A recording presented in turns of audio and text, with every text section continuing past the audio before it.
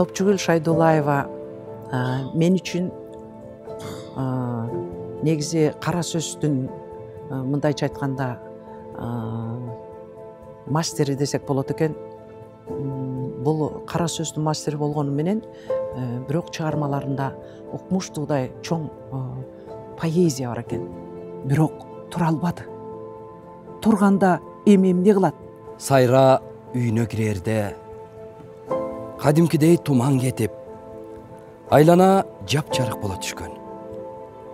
Батыш жактан батып бараткан күндүн бозомук нурлары көрүнө баштаган. Бүсара суу болгон кийимдерин которууга да убакыт кетиргиси келбеди. Шөмтүрөгөн акыбалында машина издеген үйдөн шашып чыгып кетти. Апа, биз кайда барабыз? Улуу кызы уйкулуу көзүн шалап биринчи тура калды. Алыска, абдан алыска балам.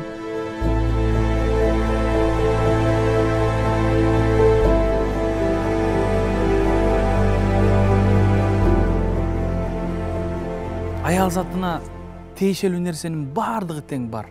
Эгерде ушул аял затын билгим келет деп, аял затын толук изилдегим келет деп ушундай изилдөөчүлөр чыга турган болсо, жөн гана ушул Топчугул Шайдуллаеванын Кызыл өрүк китебин алып, ушакта аңгемелердин баардыгын тең окуп чыкса, бирден экиден болбосо, калганын баардыгы тең ушул аял заты жөнүндө.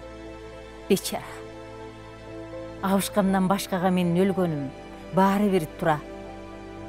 Кемпир ушуларды ойлоп, ушунча жыл жашаган өмүрүндө биринчи жолу абышкасына ыраазы болду.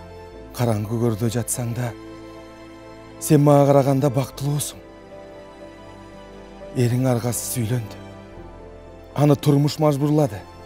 Ичинен экинчи ыйлабаймын деген бүтүнгө келди. Жайлоодон калып калса да, атасы буга эжесиникиндей атлас көйнөк сатып келбесе да, апасы урушуп койсо да баарына мейли, чоң апасы эле ыйлабаса болду. Картайган чалдарды багуу боюнча тажрыйбасы да, ыйманы да, жоопкерчилиги да мол Чыныгүл кемпир өз милдеттерин бул үйдүн босогосун аттаары менен эле аткарып кирди. Аялдардын баамчылдыгын, аялдардын сезгичтигин өтө эже сезип жазган. Мен дагы азыр айтар элем, азыркы биздин жаштарга, бизге окшогон эркектерге ушул китепти алып окусаңыздар, аялдын барктуулугун, баалуулугун билип, анын сезимтал экенин, ошондой эле эркектерге күйүмдүү экенин билсек болот. Адамдарга чоң бир таасир бере турган бир адамдардын портреттерин түзүп кеткен. Бардык чыгармасында жөнөкөй, бирок ошону менен бирге